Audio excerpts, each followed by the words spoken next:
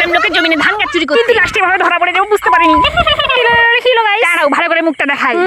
मेरे चुम्मे में च्यवनप्राश है। অ্যাকচুয়ালি মা কিন্তু জানতো না যে আমি লোকের জমিনে ধান গাছ ঝাঁপতে যাবো, তাই জন্যই তো এত সুন্দরভাবে সাজুগুজু করে দিচ্ছিল। দেখেন গাইস কাল্লু কালি এখন রেডি, যেইবারে চলেন।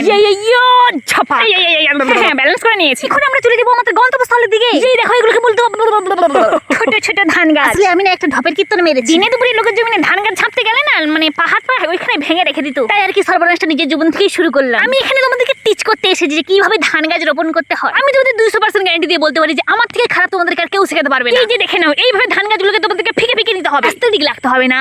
গাইস একটু বেশি দূরে চলে গেছে, ওগুলোকে এখন পকাত পকাত করে সরিয়ে নিতে হবে। মা দেখলে ঝাঁটাটা নিয়ে আসবে এক্ষুনি। আসলে আমি এখানে কি করতে আসছিলাম আমি নিজেও জানি। কিছু একটা করতে এসেছিলাম কিন্তু ব্যাপারগুলো কেমন বিগড়ে গেল। এখন আমার এখান থেকে কেটে পড়াটাই বেটার, নয়তো পরে মা আর সুযোগ দেবে না কেটে যাওয়ার। কেমন লাগলো গাইস? পারবে তোমরা? হ্যাঁ পারবে এইভাবে ধান গাছ লাগাতে? জানি কেউ পারবে না এভাবে, কারণ এভাবে শুধু আমিই পারি। আমাদের মাঠের মধ্যে না এই প্রথম ধান চাষ করার গাড়ি নেমেছে, ওটাই হালকা করে দেখতে চলে গেছিলাম গাইস। টাটা।